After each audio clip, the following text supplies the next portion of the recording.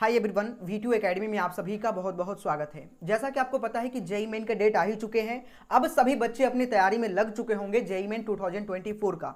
ऐसे में हमारे पास कई सारे बच्चों के लगातार कमेंट्स आते हैं कि भैया जेईई मेन 2024 का आखिर कट ऑफ क्या कुछ हो सकता है, हम क्या टारगेट करके अपनी प्रिपरेशन को करें। अगर मुझे एनआईटी में एडमिशन लेना है तो हमें आउट ऑफ 300 कितना मार्क्स टारगेट करके चलना चाहिए, जिससे कि हमें एक कोई सा एनआईटी में सीएससी ब्रांच मिल जाए।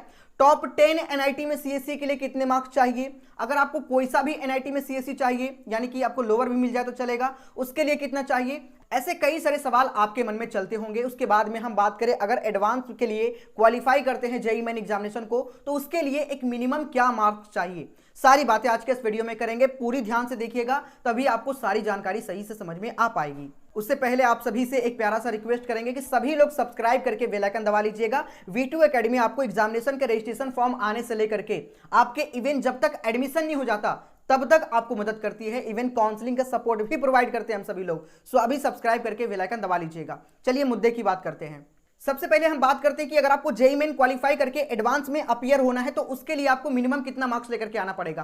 पिछले 5 साल के डेटा से हम एनालाइज करेंगे, लेकिन अगर आप पिछले 3 साल के डेटा भी एनालाइज करते हैं तो आपको चीजें अच्छी तरीके से समझ में आ जाएगा। 5 साल का एनालाइज करने का कोई जरूरत भी नहीं है, लेकिन यहां पर मैं 5 साल का लिख दिया हूं ताकि वो भी आप देख सके। ठीक है, अगर हम 2021 के बारे में बात करें तो देख सकते हैं कट ऑफ था 87.899241। ये आप कह सकते हैं 2021 में जनरल कैटेगरी का था। वहीं 2022 में आप ये देख सकते हैं 88.41 थोड़ा सा इंक्रीज हुआ। वहीं 2023 में 90.77 और इंक्रीज हुआ। तो लगातार देख सकते हैं कि कट ऑफ में लगातार इंक्रीजमेंट हो रहा है। 2020 में 4 अटेम्प्ट एग्जामिनेशन हुआ था, इस वजह से यहाँ पे जो कट ऑफ आप देख पा रहे होंगे। ठीक है, ये कट ऑफ जो आपको दिख रहा है थोड़ा सा इंक्रीजमेंट यहाँ पे आपको मिलेगा, लेकिन इसमें 4 अटेम्प्ट में एग्जामिनेशन कंडक्ट हुआ था। लेकिन अगर हम बात करें भाई कट ऑफ क्या कुछ जाती है, तो अगर हम 2023 के बारे में बात करें तो इस समय 11,30,000 बच्चे अपीयर हुए थे। वहीं 2022 में लगभग 8 से 9 लाख बच्चे एग्जामिनेशन में अपीयर हुए थे।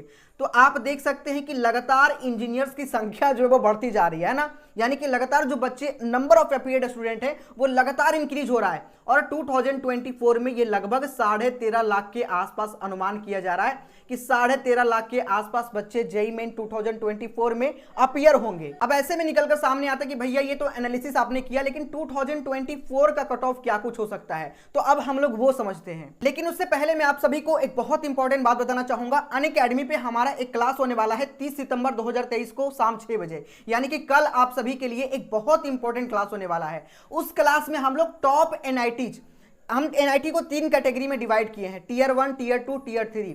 तीनों ही कैटेगरी वाले जितने भी एनआईटीज आपके टोटल हैं वो सारे एनआईटीज का एक एक करके कट ऑफ वहां पे हम डिस्कस करेंगे। आपको एक एक चीजें क्लियर हो जाएगा। एडवांस के बारे में भी बातें करेंगे, बहुत सारी बातें करने वाले हैं। इवन आपके जो भी डाउट होंगे वो मुझसे पूछ सकते हैं। तो आप लोग इस क्लास में बिल्कुल भी आना ना भूलिएगा। यह क्लास होगा कल, यानी कि 30 सितंबर 2023 को। अगर आप कल वीडियो देख रहे होंगे तो आपके लिए आज होगा। तो 30 सितंबर 2023 के शाम 6 बजे आना बिल्कुल भी ना भूलिए। जाकर के अभी रजिस्टर कर लीजिए। डिस्क्रिप्शन और कमेंट के सबसे टॉप पे आपको लिंक मिलेगा। कोड कहीं मांगे तो भाई आप unlock code V210 V210 use कर लीजिएगा। डिस्क्रिप्शन में आपको लिंक मिल जाएगा। जनरल का रहा था ये। उसके बाद में बात करें ईडब्ल्यूएस कैटेगरी का, तो आप यहां पर देख सकते हैं 75.62 के आसपास। ओबीसी एनसीएल का 73.611, एससी कैटेगरी का 51.97, वहीं बात करें एसटी कैटेगरी का तो 37.23, और जनरल पीडब्ल्यूडी जो कैटेगरी है उसके लिए 0.001357। तो सबसे कम जो है पीडब्ल्यूडी का जो है कट ऑफ जाता है। लेकिन अब जो सबसे बड़ा मुद्दे की बात है वो 2024 का क्या जाएगा।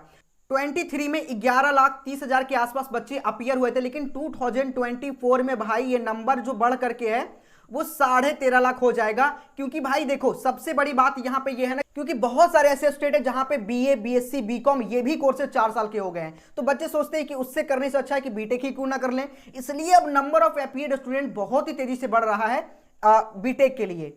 24 में आप जनरल कैटेगरी का लगभग 91.5 तो मानकर चलिए ही चलिए कि अगर आप 300 में से 91.5 मार्क्स के आसपास लेकर के आते हैं तो आपका जनरल कैटेगरी से जेईई मेन क्वालिफाई करके आप एडवांस में बैठने के लिए एलिजिबल हो जाएंगे। ईडब्ल्यूएस कैटेगरी के बारे में बात करें तो लगभग आप 77 मानकर चलिए, ठीक है ना। ओबीसी एनसीएल लगभग आप 75 मान के चलिए। एससी कैटेगरी वाले बच्चे 53 मान लो, और वहीं एसटी कैटेगरी वाले बच्चे 39 के अप्रोक्स मान के चलिए। और इनका तो अंडर 1 होता ही होता है, तो 0.00 5 मानकर चलिए, ये एक आप जो टारगेट करके चल सकते हैं, ठीक है। लेकिन सबसे बड़ी और सबसे खास बात कि भैया टारगेट आपको ये नहीं करना, ये तो सिर्फ आप एलिजिबल हो जाएंगे एडवांस में बैठने के लिए, भाई इसमें आपका एडमिशन कहीं नहीं हो पाएगा, अच्छे कॉलेज कहीं नहीं मिल पाएगा आपको, ना एनआईटी मिल पाएगा ना ट्रिपल आईटी। अगर आप ऐसे मार्क्स लेकर के आएंगे तो आपको बहुत ही प्रॉब्लम होगा, और लास्ट में आपको पता है स्टेट गवर्नमेंट कॉलेजेस में अपीयर होना पड़ेगा, जैसे यूपी टेक हो गया, एकेटीयू कॉलेजेस में 749 कॉलेज है, वहां पे तो 8-8, 9-9 लाख रैंक पर भी कॉलेज आपको मिल जाता है। लेकिन आपको ऐसे कॉलेज टारगेट नहीं करना चाहिए, टारगेट आप करते ही हो तो आप बेहतर कॉलेज के टारगेट करो, जैसे कि एनआईटी, ट्रिपल आईटी, कम से कम एनआईटी तो भाई सोचो ही सोचो, एनआईटी, त्रिची, वारंगल, ये सब जो टॉप लेवल के कॉलेजेस हैं वहां तक की सोच रखो। तो उसके लिए अगर आप जनरल कैटेगरी से हैं तो कम से कम भी आप 180 प्लस का टारगेट करके चलिए, मिनिमम में बात कर रहा हूं, 180 प्लस करोगे तो आपको एक एनआईटी मिल जाएगा। एनआईटी में भी सीएससी का आप दावा नहीं कर सकते कि भैया सीएससी मिल जाएगा, सीएससी के लिए कम से कम आपको 200 मार्क्स जनरल कैटेगरी के लिए लेकर के आना पड़ेगा आउट ऑफ 300, अगर अच्छा एनआईटी में सीएससी चाहिए तो। वहीं बात करें आपके अगला ओबीसी और ईडब्ल्यूएस के बारे में, ठीक है, तो इसके लिए कम से कम 160 से 70 के आसपास आपको लेकर के आना पड़ेगा।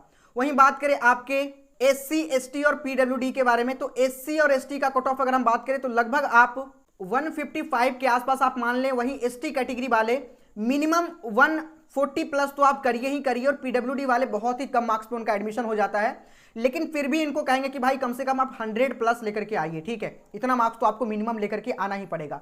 ये अगर आप लेकर के आओगे तो भैया आपको एनआईटी के अंदर एंट्री मिल जाएगा, ठीक है, लेकिन इसमें भी सीएससी चाहिए तो आपको और बेहतर करना पड़ेगा। लेकिन हाँ, जनरल वाले अगर 200 नंबर लेकर के आ जाते हैं तो आपको सीएससी मिल जाएगा टॉप से टॉप कॉलेज में।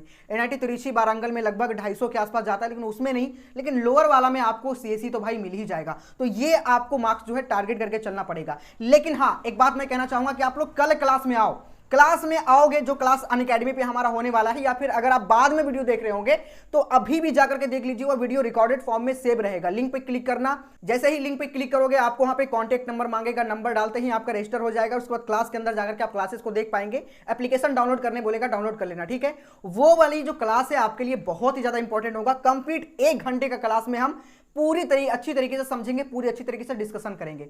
सो मिलते हैं नेक्स्ट वीडियो में। सभी लोग सब्सक्राइब करके बेल आइकन दबा लीजिएगा, कई सारे वीडियो यहां पे आने वाली है। जय हिंद, जय भारत।